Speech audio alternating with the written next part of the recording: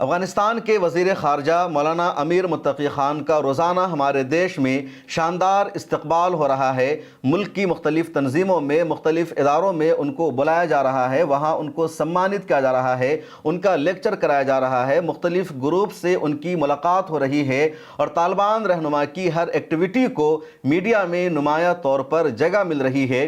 اس بیچ کئی دیشوں کے وزرائے خارجہ بھارت آ کر چلے گئے۔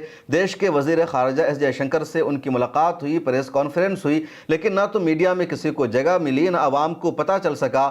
سرخیوں میں صرف طالبان رہنما مولانا امیر متقی خان ہیں۔ برٹن کے پرائم منسٹر بھی اس بیچ آئے تھے اور چلے گئے، لیکن ان کے دورے کو بھی وہ اہمیت نہیں مل سکی۔ ادھر جو لبرل گروپ ہے یا جو الٹرنیٹو میڈیا کے جرنلسٹ ہیں وہ لگاتار پریشان ہیں اور ان کی طرف سے طالبان کا جو ویرودھ ہے بڑھتا جا رہا ہے، اور بغیر کسی وجہ کے وہ طالبان کو ہر جملے میں، ہر لائن میں دہشت گرد لکھ رہے ہیں، بول رہے ہیں۔ گودی میڈیا کے جو اینکر ہیں، گودی میڈیا کے جو جرنلسٹ ہیں، ان کا تو اب علاج ہو چکا ہے، ان کو سر چھپانے کی جگہ نہیں مل رہی ہے، اور اب وہ لگاتار طالبان کی تعریف کر رہے ہیں، کہہ رہے ہیں کہ طالبان پہلے دہشت گرد تھے، اب طالبان بدل چکے ہیں۔ ادھر دیش کے وزیر اعظم نریندر مودی کی، یو پی کے سی ایم یوگی آدتیہ ناتھ کی وہ پرانی کلپس بھی وائرل ہو رہی ہے، جس میں ان لوگوں نے طالبان کو دہشت گرد کہا تھا اور اب طالبان کا خیر مقدم کر رہے ہیں، طالبان کے رہنما کا استقبال کر رہے ہیں، ان کے لیے ریڈ کارپٹ بچھا رہے ہیں۔ Good Taliban, bad Taliban, good terrorism, bad terrorism, یہ اب چلنے والا نہیں ہے۔ ہر کسی کو طے کرنا پڑے گا کہ فیصلہ کرو کہ آپ آتنکواد کے ساتھ ہو کہ آپ مانوتا کے ساتھ ہو، نرنے کرو۔ کچھ لوگوں کو وکاس اچھا نہیں لگتا، وہ لوگ طالبانی ویوستھا پہ وشواس کرتے ہیں، وہ لوگ آج بھی دارالاسلام میں وشواس کرتے ہیں۔ آج بھی میں ان سے کہنا چاہتا ہوں کہ طالبانی ویوستھا اور یہاں دارالاسلام کی ان کی منشا ان کو جنت میں بھی پوری نہیں ہونے والی ہے، جہنم میں اس سے پہلے ان کو جانا پڑے گا۔ لیکن کچھ لوگ بے شرمی کے ساتھ طالبان کا سمرتھن کیا جاتا ہے، طالبانیکرن کرنا چاہتے ہیں۔ یہ سبھی کے چہرے ایکسپوز کیے جانے چاہیے سماج کے ساتھ۔ اپوزیشن کی طرف سے لگاتار ان لوگوں کو ٹرول بھی کیا جا رہا ہے کہ تم تو وہی لوگ ہونا جو کل طالبان کو لے کر ایسی سوچ رکھتے تھے اور آج طالبان کی تم ضیافت کر رہے ہو، ان کی مہمان نوازی کر رہے ہو، تو آخر تمہاری سوچ کہاں گئی، تمہاری آئیڈیالوجی کہاں گئی؟ اور کل جس طرح تم طالبان کے بارے میں بول رہے تھے، اس کا مطلب ہے تم جھوٹے ہو، تم نے طالبان کے بارے میں غلط بولا تھا، دیش کے مسلمانوں کو تم نے غلط طریقے سے پھنسایا تھا، ان کو بدنام کیا تھا۔ بیرسٹر اسد الدین اویسی کی بھی ایک پرانی کلپ وائرل ہو رہی ہے۔ آج سے 10 سال پہلے پارلیمنٹ میں خطاب کرتے ہوئے انہوں نے بھارت سرکار کو کہا تھا طالبان سے رشتہ اچھا بناؤ، لیکن ان کا ویرودھ کیا گیا۔ اب دوبارہ انہوں نے اپنی اس پرانی کلپ کو شیئر کیا ہے۔ جاوید اختر نے بھی ایک بیان دیا، اور جاوید اختر کا جو تازہ ٹویٹ سامنے آیا ہے اور طالبان کے تعلق سے جس طرح کا انہوں نے اپنے نظریے کا اظہار کیا ہے، اس میں نیا کچھ بھی نہیں ہے، لیکن دیوبند کو لے کر جاوید اختر نے جس طرح کی بکواس کی وہ بے حد شرمناک ہے، اور اس ویڈیو کے اخیر میں جاوید اختر کا بھی آپریشن کیا جائے گا۔ لیکن آئیے پہلے بات کرتے ہیں طالبان رہنما مولانا امیر متقی خان کے بارے میں کہ پچھلے 2 دنوں میں ان کی جو کچھ نئی ایکٹیویٹیز ہوئی وہ بہت زیادہ اہم ہیں، اور اس سے صاف پتہ چل رہا ہے کہ موجودہ طالبان سرکار کو پوری دنیا میں اہمیت مل رہی ہے۔ طالبان پہلے جیسے نہیں رہے، اور جس طرح ویسٹرن میڈیا نے اور انڈین میڈیا نے ان کے خلاف جھوٹا نیگیٹو پروپیگنڈا چلایا ہے، وہ سب اب چلنے والا نہیں ہے۔ طالبان رہنما مولانا امیر متقی خان کو کل یعنی 13 اکتوبر کو فکی میں بلایا گیا۔ وہاں بھارت کے بڑے بڑے تاجروں سے، بزنس مین سے ان کی ملاقات ہوئی، اور سبھی کو انہوں نے افغانستان آنے کی دعوت دی، ان کو انوائٹ کیا۔ فکی بھارت کا بہت اہم اور بڑا ادارہ مانا جاتا ہے۔ فکی کا مطلب ہے federation of Indian chambers of commerce and industry. 1927 میں یہ ادارہ قائم ہوا تھا، اور بھارت کی اکنومی کی پالیسی کیا ہوگی، بھارت کو کس دیش کے ساتھ کس طرح بزنس کرنا چاہیے، نہیں کرنا چاہیے، بھارت کی جو تجارت کی، بزنس کی پالیسی کیا ہوگی، یہ ساری پالیسی یہی فکی تیار کرتا ہے، ہمارے دیش کو یہ آئیڈیا اور مشورہ دیتا ہے کہ کس طرح اکنومی اچھی ہوگی، کس ملک کو، کس دیش کے ساتھ کس طرح کا تجارتی رشتہ ہوگا۔ دنیا بھر میں بھارت کے جو بزنس مین پائے جاتے ہیں یا دیش کے جو بزنس مین دنیا میں جہاں کہیں بھی تجارت کرتے ہیں یا بھارت میں رہتے ہیں، ان سب کی نمائندگی اور ترجمانی بھی یہی آرگنائزیشن کرتی ہے۔ اور 13 اکتوبر کو اس آرگنائزیشن میں مولانا امیر متقی خان کو بلایا گیا، دیش کے بڑے بڑے تاجروں سے انہوں نے ملاقات کی اور سبھی کو دعوت دی اور کہا آپ افغانستان آئیے، وہاں تجارت کیجئے، وہاں اپنی انڈسٹری لگائیے اور ہم آپ کا خیر مقدم کریں گے، آپ کو ویزا ایشو کریں گے، آپ کے استقبال کے لیے ہم ریڈی ہیں۔ اور جو انڈیا کے بڑے بڑے بزنس مین وہاں موجود تھے، ان سبھی نے خواہش کا اظہار کیا، ان سبھی نے وہاں جانے کی اچھا جتائی اور انہوں نے کہا ہم آپ کو ٹکٹ دیں گے، ہر طرح کی سہولتیں دیں گے، آپ آئیے، آپ کا خیر مقدم ہے۔ چابہار کے مدعے پر بھی بات چیت ہوئی۔ اس دوران افغانستان کے وزیر خارجہ مولانا امیر متقی خان نے یہ بھی کہا کہ ہماری کوشش ہے کہ دلی سے کابل، امرتسر سے کابل، اسی طرح امرتسر سے قندھار تک باضابطہ ایئر لائنز شروع ہو جائے، کارگو ایئر لائنز کی سروس بحال ہو جائے۔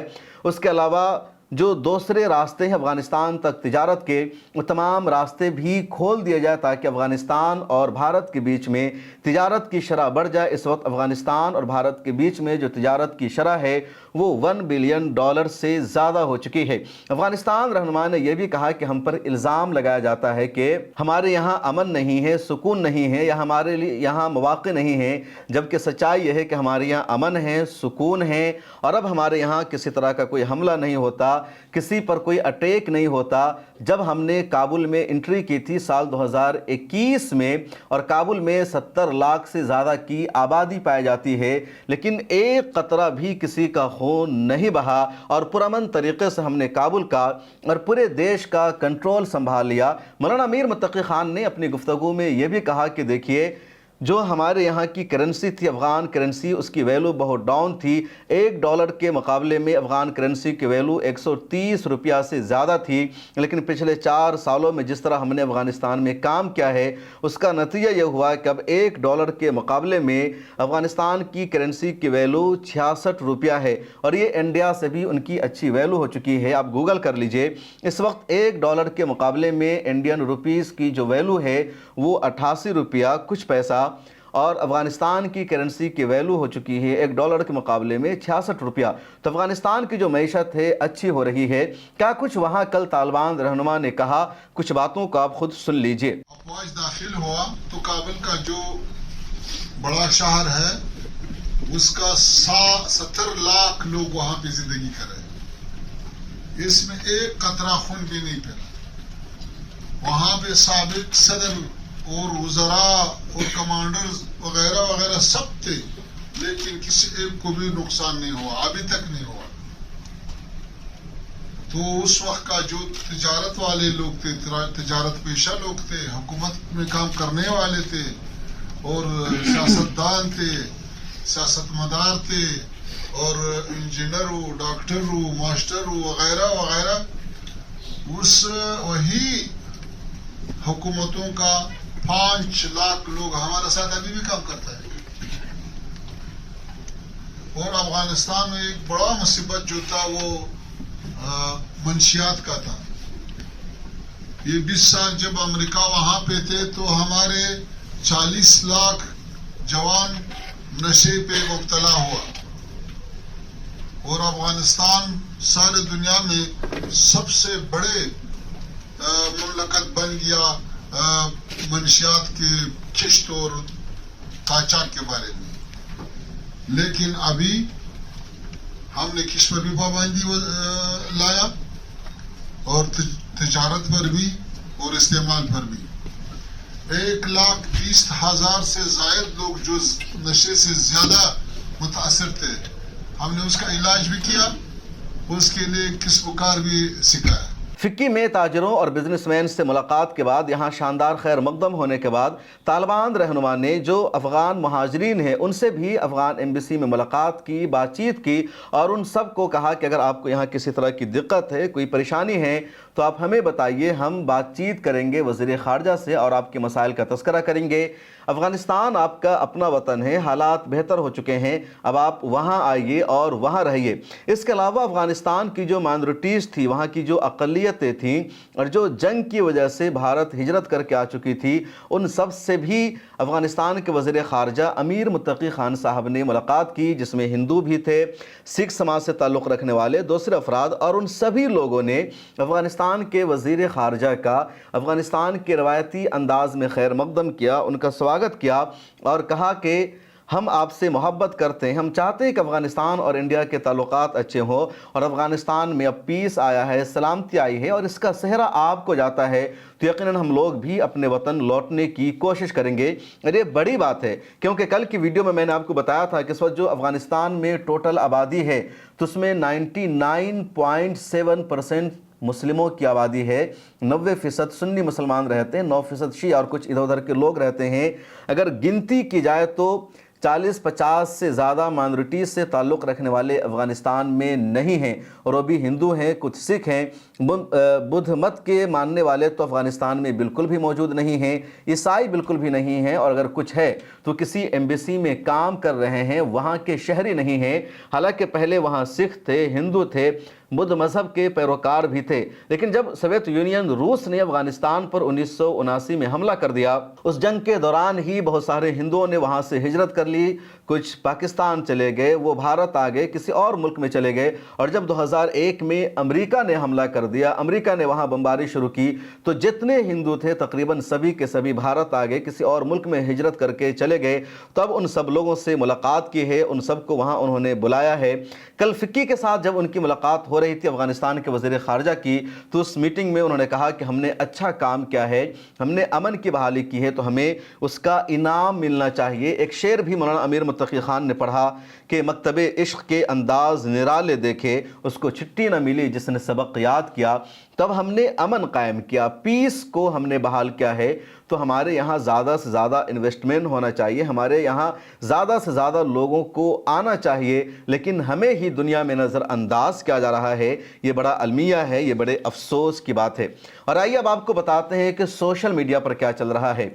सोशल मीडिया पर जो लिबरल्स ग्रुप है या वो लोग हैं जो अपने आप को सबसे ज़्यादा सेकुलर मानते हैं, वो अभी भी कहते हैं कि तालिबान दहशतगर्द है। लेकिन इन तमाम लोगों से मेरा सवाल यह है कि आखिर तालिबान का जुर्म क्या है? तालिबान को आप क्यों दहशतगर्द मानते हैं? तालिबान ने 2001 से 2021 तक अमेरिका के खिलाफ जंग की और अमेरिका के खिलाफ उनकी लड़ाई देश की आज़ादी के लिए थी, अमेरिका को वहाँ से भागने के लिए मजबूर करने पर थी।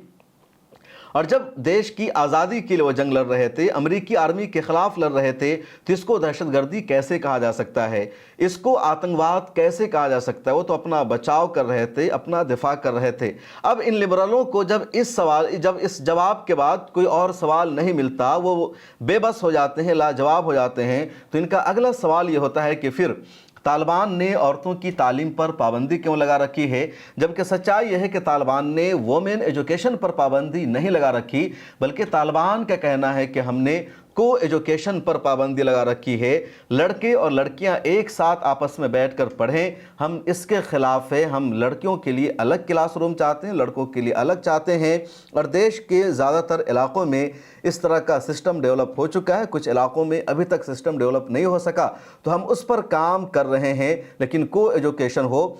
दुनिया चाहती है कि यूरोप की तरह, अमेरिका की तरह, भारत की तरह बेहयाई अफ़गानिस्तान में हो जाए, हम ऐसा नहीं होने देंगे। और अगर तालिबान ऐसा कर रहे हैं तो इसमें कुछ भी गलत नहीं है, क्योंकि वोमेन सेफ्टी इंपॉर्टेंट है। वोमेन का रेप ना हो, उस पर किसी की गलत निगाह ना पड़े, ये सबसे ज़्यादा अहम है। और इसी के लिए तालिबान अपना काम कर रहे हैं। अब इंडिया के लिबरल्स की बातें बर्दाश्त नहीं है, और इनकी प्रॉब्लम यह है कि कभी ये भारत में वोमेन के लिए अलहदा रिजर्वेशन चाहते हैं, ये मुतालबा करते हैं कि वोमेन के लिए एक सेपरेट कोच होना चाहिए, मेट्रो में, ट्रेन में, फ़्लाइट में उनके लिए सेपरेट सीट होनी चाहिए। और कभी ये कहते हैं कि आखिर मर्दों और औरतों को तुम एक साथ बैठने क्यों नहीं देते हो? तो ये इधर भी अपनी बातें चाहते हैं, उधर भी अपनी बातें चाहते हैं, लेकिन तालिबान का एक फ़ैसला है और उसी पर वो अमल कर रहे हैं। और ये एजुकेशन पर पाबंदी लगाना नहीं है, और ये इन लोगों को बर्दाश्त नहीं, इसलिए तालिबान को इनकी तरफ से लगातार बदनाम किया जा रहा है।